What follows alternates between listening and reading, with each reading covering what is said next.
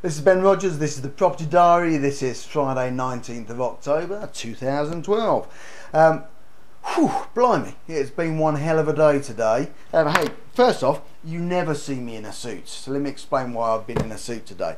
I actually went to a networking meeting this morning. BNI, has anybody ever been to a BNI meeting? Hey, it's you end up filling out these referral slips, and it's basically a breakfast, a morning breakfast networking event with trades and business people, etc. Haven't been to one for years. I used to be involved fairly heavily. Haven't been for absolutely ages, but they had a visitors day, and the guy that looks after our photocopier persuaded me to go along.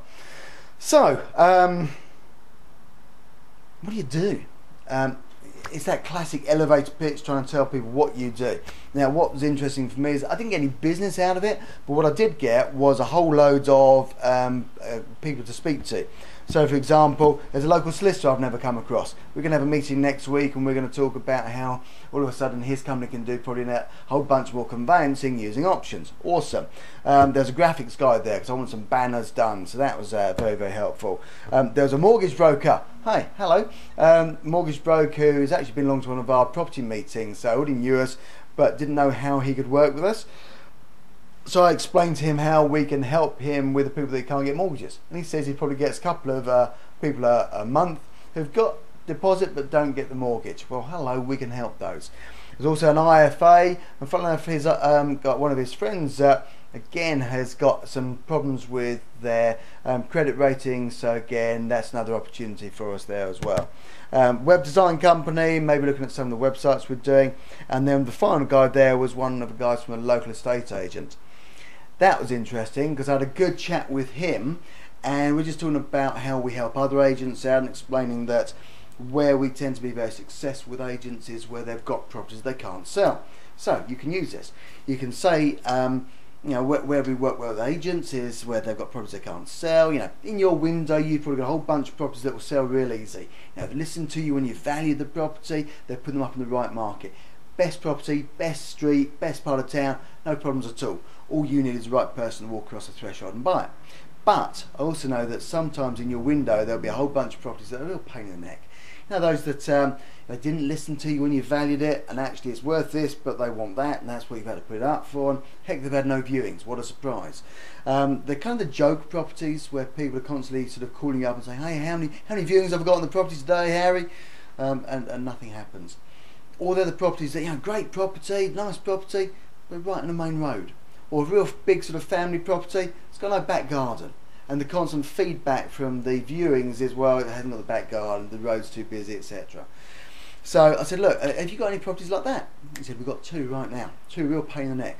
One is a property where it's probably about £10,000 more than the market really wants to pay for it, so it's not selling. It's been on since May. Another one is an HMO that's an absolute hole. It's a hovel, and the owner wants kind of top dollar for it as well, based on the yield. So I'll tell you a bit more about those because I went and viewed both those properties later. So I said, look, I'll tell you what, why don't we meet up 11 o'clock this morning, I'll come down to your agency, we'll sit down, tell us a bit more detail about it, and let's see if we can't make those work. So that was worthwhile. So then I basically went down to, I got back to the office, did a few bits and pieces, then went down to this estate agent, sat down with him, very open. The ice has already been broken because we've met somewhere else. Take the bull by the horns, went to his office, and we tried to arrange viewings on both those properties. He couldn't do it there and then, but he was on the phone trying to get the owners of the property, trying to do this, that, couldn't do it. But he said, look, I'll tell you what, I'll try and organise it, I'll call you straight back. I left the office, drove away, and as I'm driving away, he calls me. He sorted out the viewing on the first one. Fantastic. And then, below me, long story short, he then called me and he'd organised the viewing on the second one for today as well. So I've been to view both properties. First one was an HMO. Absolute hovel of a place. I mean, it's literally low end of the market. They're all housing benefit. The place is being trashed. It's a big old property, but it's in a real poor state. So I don't really understand why the guy's selling it. It sounds like he owns it outright. So there's a reason. I've got a feeling his license may be coming to an end, and he's going to struggle because of the state of the property. There's something we can maybe do with it, so I need to speak to him. I went to view it. I viewed it with kind of the guy that the landlord sent down there to show me round, who wasn't giving anything away at all. Real sort of wide boy. So we've agreed with the agent that I'll now speak to the owner, the landlord, and have a chat directly with him. I think I need to work out a way that I can make his problem go away, but I don't want to be spending loads and loads of money with him on it. So maybe this is a case of some assisted sale. It could be a way that we give him like some now, some later. It may be the way that we can actually give him stage payments on buying this property over time. It could be that we just need to take the problem away. I'll keep you up to date with that because I haven't spoken to him yet.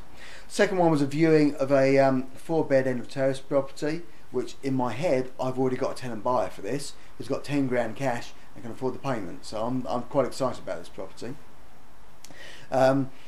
Viewing was with the daughter who rents it on housing benefit from the owner stroke landlord. Alright, so she showed me around. Good rapport, fine, have a good chat with her. Even met the daughter when she came in soaking wet from school in the rain. The property needs a bit of work doing to it. It's got some damp issues to it, but it's a big property. It's a big 4-bedder. It works perfectly for us. So got back to the agent after doing the viewing and said, look, hey, this is great, it works perfect, just need to speak to the owner. And he said, look, yeah, I think the owner's really up for it. She's got some financial challenges. She wants this property gone because it needs work doing to it. She can't afford to do the work to it. It's causing a potential problem. The daughter's thinking about moving out to another property, blah, blah, blah, blah, blah. So, yeah, really interesting. And I'll catch up with that in a minute.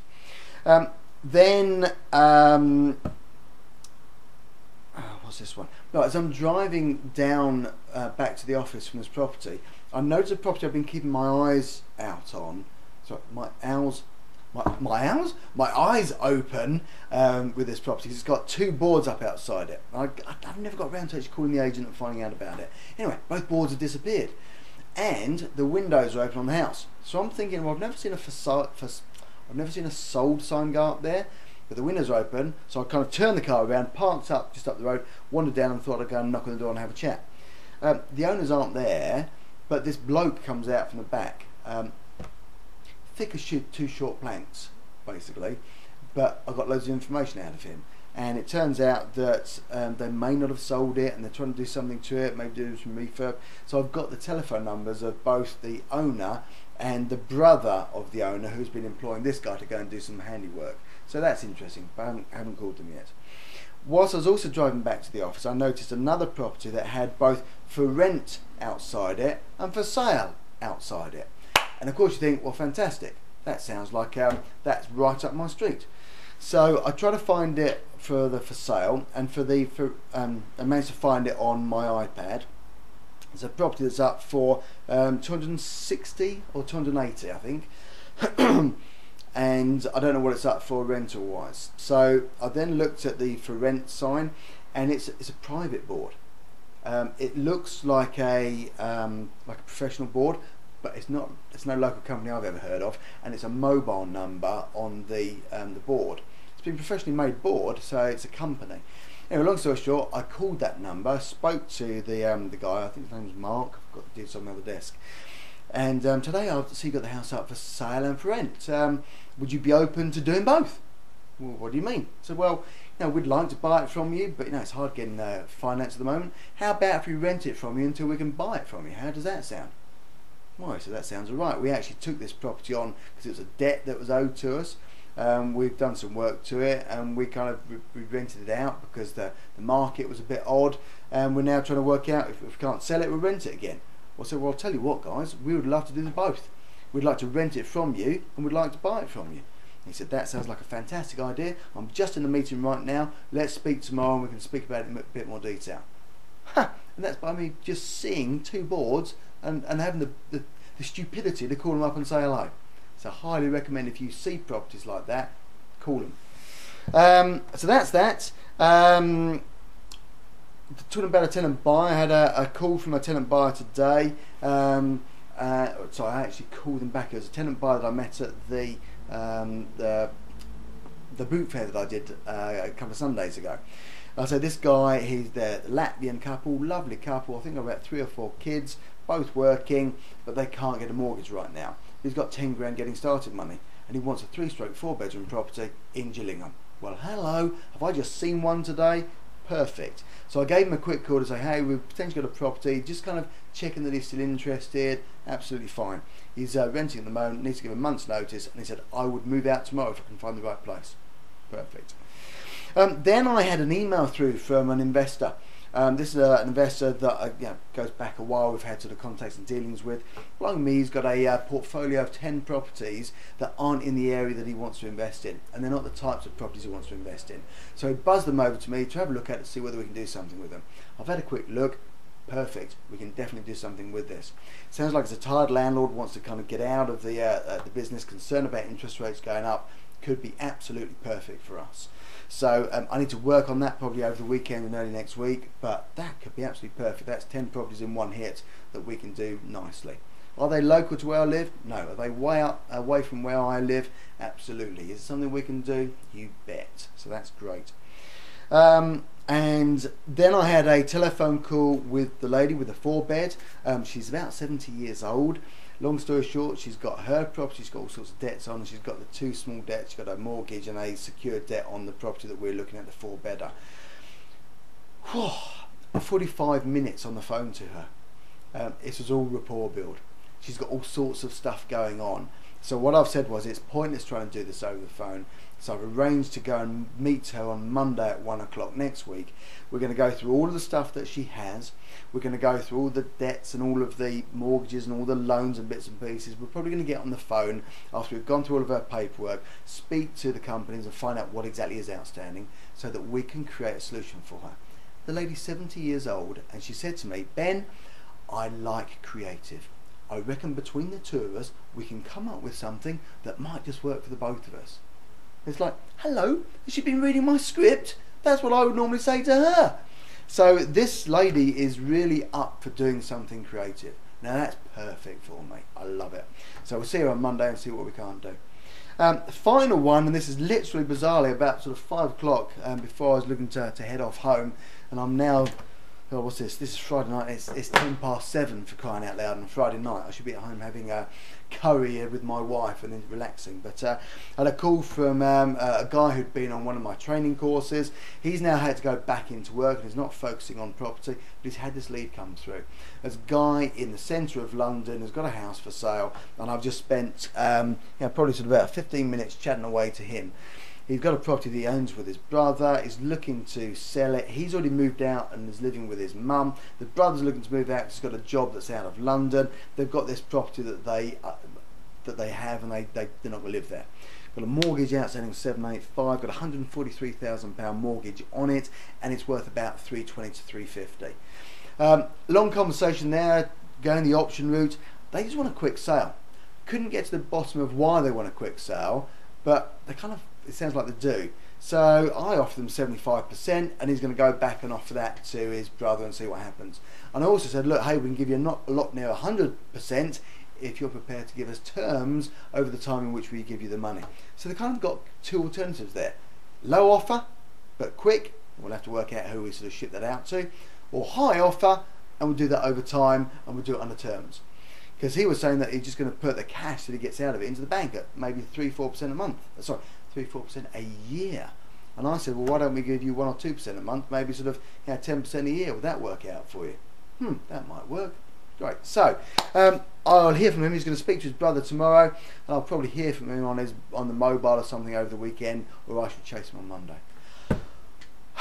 So it's been a manic Friday, absolutely Looney Tunes. And all that, it's my dad's birthday, so happy birthday, Dad. I know I've spoken to you, but there's now on video as well. So it's been a manic day. Started off at 6:30 this morning at BNI. Here we are at now 10 past 7 on Friday night, and I'm still going. So it's been a 13-hour, 14-hour day, and we've packed an absolute shed load into it. A load of opportunities there, potentially a portfolio of 10, potentially an HMO, potentially a 4-bed property, potentially a 2-bed in the centre of London. Holy moly, this is why I love doing property. I will keep you up to date on all of those properties. My name is Ben Rogers. I'm going home to be with my wife. This is Friday the 19th of October, and this is the Property Diary. Hope you found that inspiring. I look forward to keeping you up to date with how these all go on. Take care. I'll speak to you soon.